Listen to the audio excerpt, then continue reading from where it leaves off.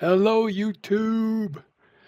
This video is part of my build series for the 3D printable Jabba's Palace complete with hangar. I am going to build the whole thing.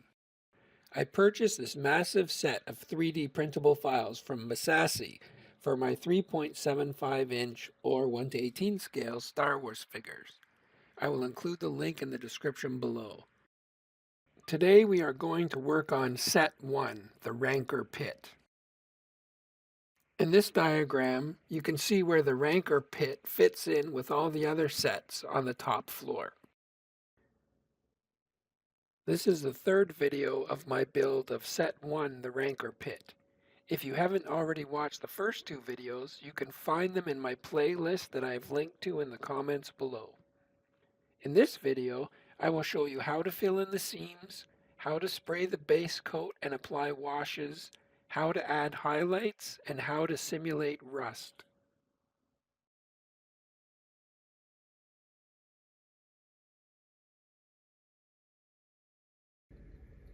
For the grid, once it's been glued together, we have a bit of a seam here and some smaller ones here. So we're going to fix them with some Bondo glazing and spot putty.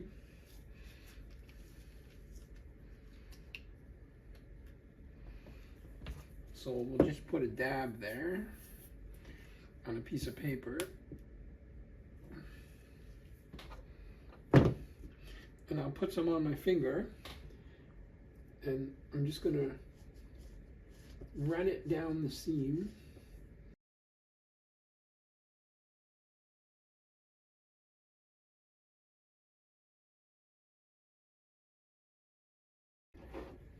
There's some strong smells from the Bondo, so I would do this in a ventilated area with a glove.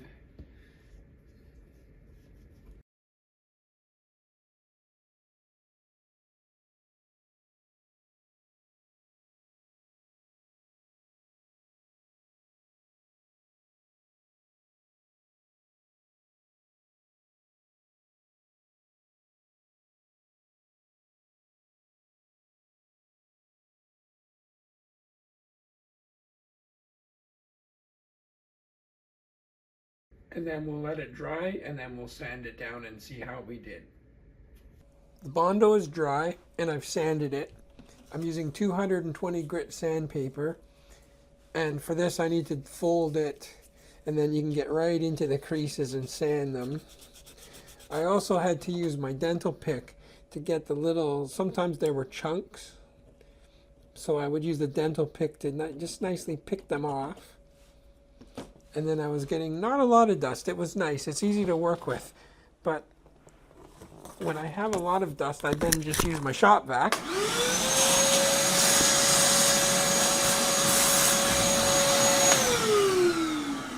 And clean it up as I go.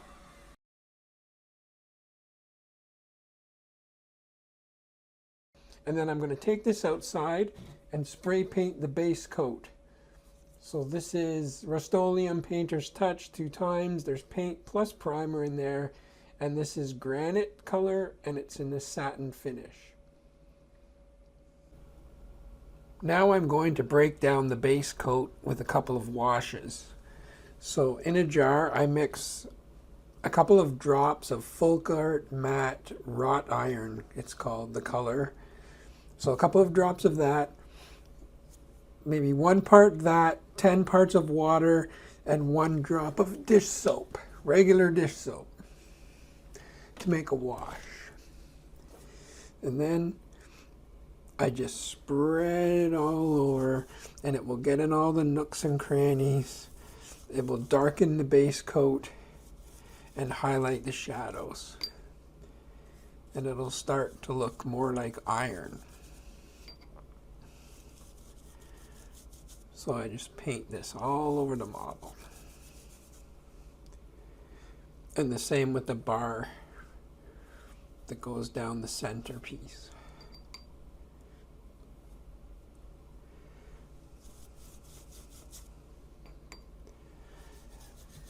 I'll do this all over the entire model, and then we'll let it dry and see if it needs another coat or more.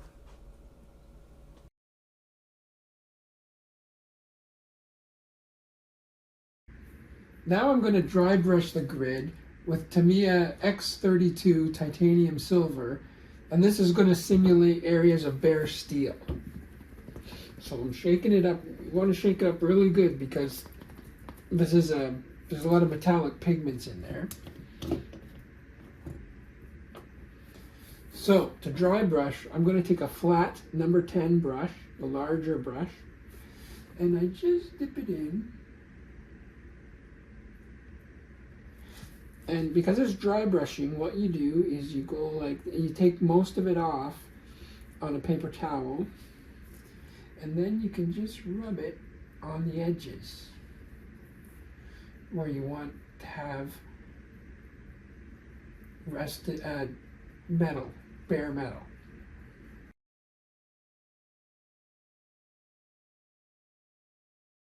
But it's leaving a slight edge of silver around the pieces that would be worn out. You can do the same for the grids.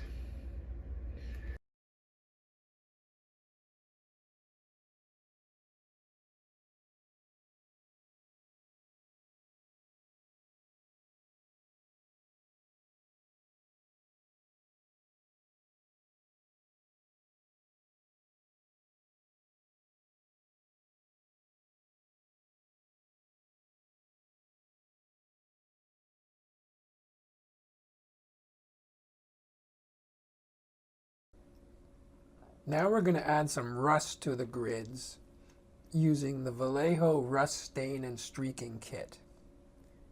So using their instructions, they say start with camouflage black brown. So I shake it up.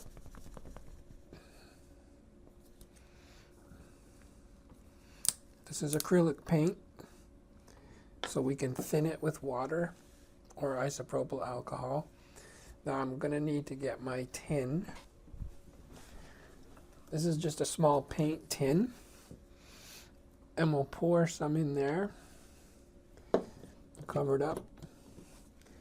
Now I'm using a number 4 Nick Pro brush, round. It's kind of a large brush. So the way you start the rust is, this is the spot where the rust is going to be coming from. So we can just take our brush and make an irregular shape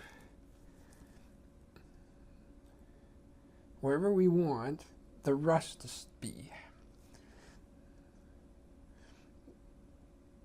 Now I'm just going to do it in a random pattern. Like the corners are good places.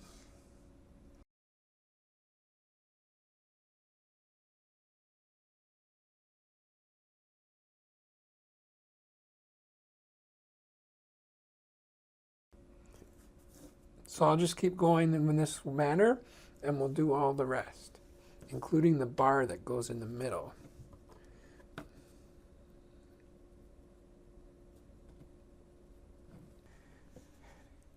The second stage for rust, according to the instructions, is to use Vallejo red leather.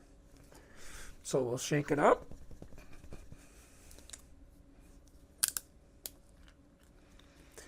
Put a little bit in this cup.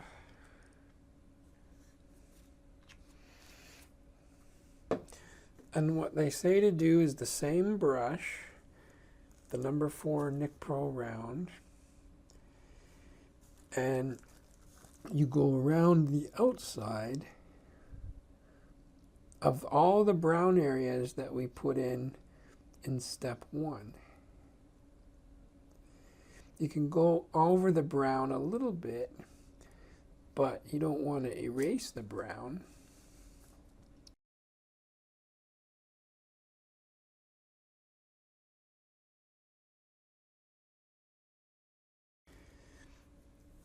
And they said if you want to blend it in, you can take a regular brush, wet it with some water, and then you can just kind of blend it in and make it streak out.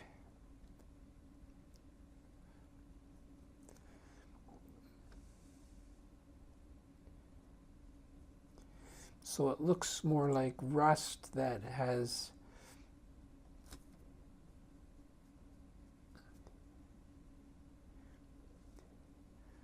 kind of moved over time.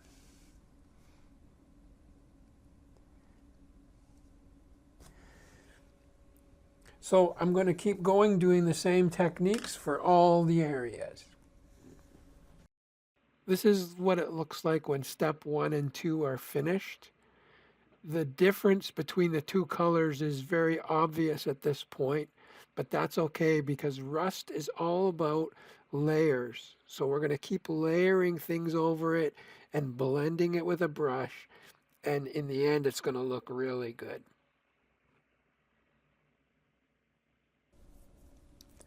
For the third layer of rust, we're going to use Vallejo Orange Brown. Shake it up. Put a drop or two on the tray.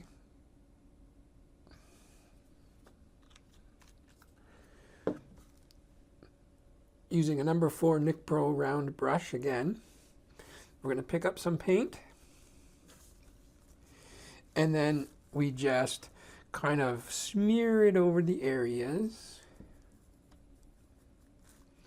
You can see that we're getting brighter now in the rust. And then you take a nice flat brush, this is a number 6, make it slightly damp, and then we blend it in.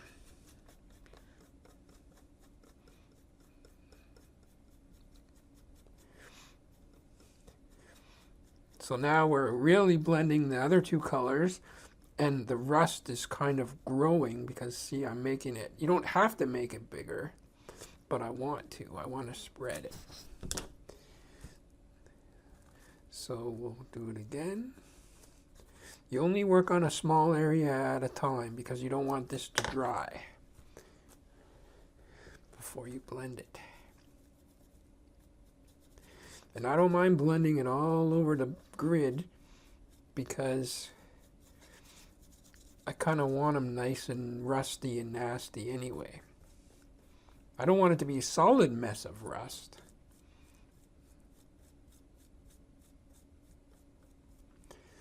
But it should be rusty.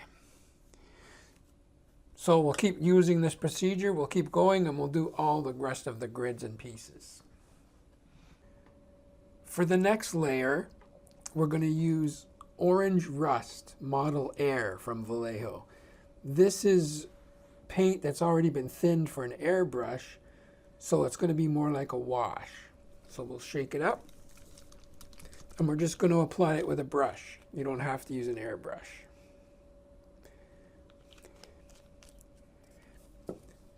So again, we'll use our number 6 flat brush.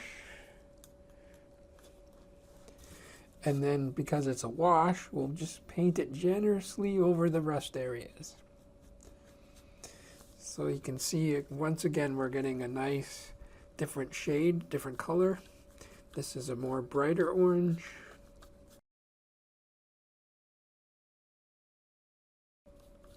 It goes on bright, but it dries. You can already see it's drying lighter.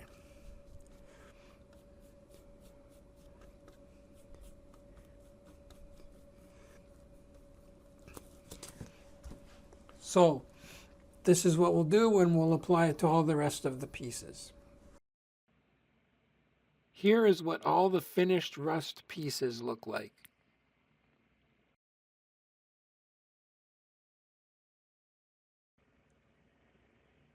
Here you can see that I've installed the grid, and it looks fantastic. But it also looks very stark, and it doesn't look like it fits in yet. So what I'm going to do is one final light airbrush of Tamiya Buff, and I'm going to cover the entire surface, and then that will simulate sand being on top of the grid, and it will tie everything in. Here is what the finished model looks like without the individual grids installed. And here is what the underside looks like.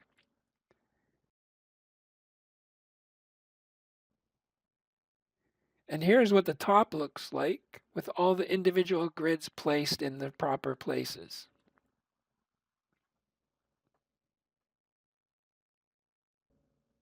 My final step was to coat everything with Rust-Oleum Matte Clear.